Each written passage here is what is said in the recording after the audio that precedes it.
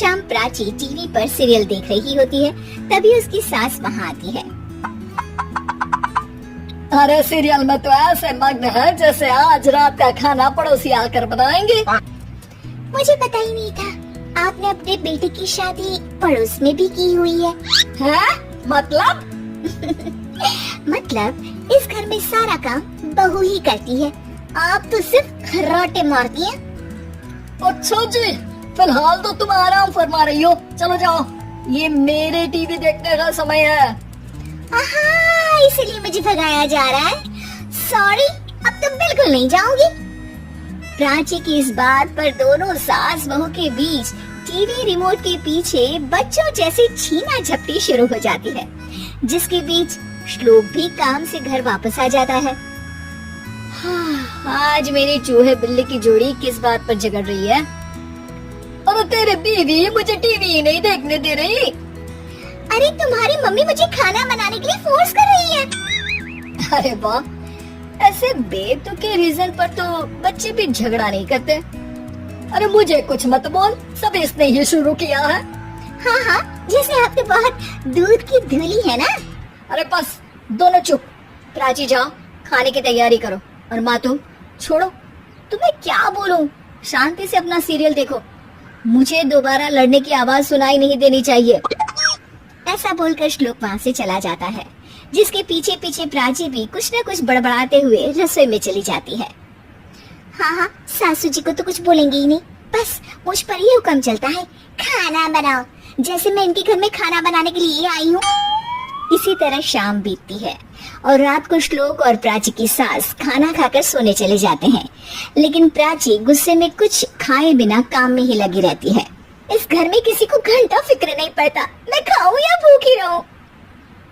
प्राची कुछ देर के लिए रसोई से बाहर जाती है और जैसे ही वापस आती है तो वहाँ दूध का भरा ग्लास देखकर हैरान रह जाती है।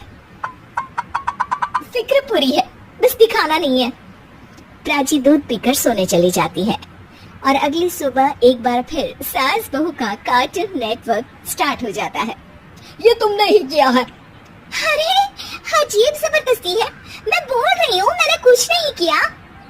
दोनों ने मिलकर पूरे घर को पागल खाना बनाया हुआ है। यहाँ कोई नॉर्मल इंसान तो रह ही नहीं सकता, इसीलिए अब पड़ोसी क्या रिश्तेदार भी घर आने से कतराते हैं। और सुन बेटे, तू भी चंगा, तेरी माँ भी चंगी, तेरी बीवी भी चंगी, रिश्तेदार। हाँ जी, आपको नहीं पता क्या, गंगाधर ही शक्तिमान है, रिश्तेदार ही। हाँ, बस समझ गया। कभी जानवरों जैसे लड़ेंगी तो कभी जुगलबंदी करेंगी। भाई मैं आप दोनों के बीच में नहीं फंसना चाहता। सास बहू की इस मन मौजी जोड़ी से परेशान होकर श्लोक अपना सिर खुजलाता वहाँ से चला जाता है। चलो अब मैं भी कीर्तन में जा रही हूँ। इस पर जैसे ही सास कमरे में अपना पर्स लेने जाती है तो वहाँ नाश्ते की प्लेट रखी देख मुस्कुराने लगती है और नाश्ता करके घर से बाहर निकलते हुए कुछ पैसे टेबल पर रख जाती है, जिसके कुछ देर बाद सिलेंडर वाला घर आता है। ओ मोरी मैया, मैं सिलेंडर के बारे में तो बिल्कुल भूल ही गई थी। घर खर्च के सारे पैसे भी मम्मी के पास है और श्लोक से बोला तो उल्टा 4 बात सुनाएंगे। प्राची ये सोच ही रही होती है कि अचानक उसका चेहरा चमक उठता है और वो घर में आकर इधर उधर देखने लगती है।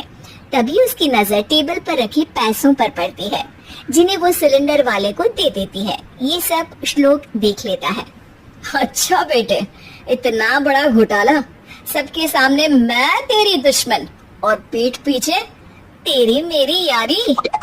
इस पर श्लोक एक प्लान बनाता है और शाम को सब एक साथ बैठे होने पर बोलने लगता है। माँ, तुम दोनों की बहुत लड़ाई होती है, इसलिए मैं सोच रहा हूँ कि प्राची को उसके घर छोड़ाऊं, इससे वो भी खुश रहेगी और तुम भी। अचानक श्लोक की ये बात सुनकर सास बहू शौक से उसकी तरफ देखती है। अरे ऐसे कैसे घर छोड़ाओगे, मुझे कहीं नहीं जाना। अरे तुमने बोला नहीं पर मैंने सुन लिया, तुम्हें मम्मी के साथ रहना अच्छा नहीं लगता, मुझे पता है। अरे वो अरे जब बहू खुद कुछ काम बोले तो वो तुझे सुनता नहीं, और अब जो इसने बोला ही नहीं वो तू समझ गया। जब उसे नहीं जाना तो फिर जबरदस्ती क्यों कर रहा है? अच्छा, फिर आपको मौसी के घर छोड़ाता हूँ, बस अब आप दोनों एक घर में एक छत के नीचे नहीं रह सकती। मैं इस टॉम एंड जेरी की जोड़ी को और नहीं झेल सकता। हैं? ऐसे कैसे नहीं रह सकते? तुम्हें इतनी दिक्कत है तो तुम्हारा बोरिया बिस्तर पैक कर देती हूँ, लेकिन मम्मी जी कहीं नहीं जाएंगी। बिल्कुल यही सुनना था मुझे। अगर दोनों में इतना ही प्यार है, फिर हर वक्त ये लड़ाई का नाटक क्यों करती हो? देखा मैंने कैसे माँ किचन में दूध रखती है और तुम उनके लिए कमरे में नाश्ता रखती हो, और कैसे वो पहले ही तुम्हारी दिक्कत समझकर घर में पैसे रखकर बाहर जाती है। अरे भाई, इतना ड्रामा तो डेली सोप में भी नहीं होता जितना तुम दोनों ने इस घर में फैलाया हुआ है। तू हमें टॉम एंड जेरी बोलता है ना, तो याद कर वो दोनों भी एक दूसरे को बाहर वालों की बुरी नजर से बचाने के लिए हमेशा सबके सामने लड़ते थे, लेकिन अकेले में दिक्कत के समय मदद भी तो करते थे। बस हमारा रिश्ता भी कुछ ऐसा ही है। और वैसे भी अगर सास बहू में तू मैं नहीं होती तो दुनिया वालों को कहानियाँ कैसे मिलेंगी?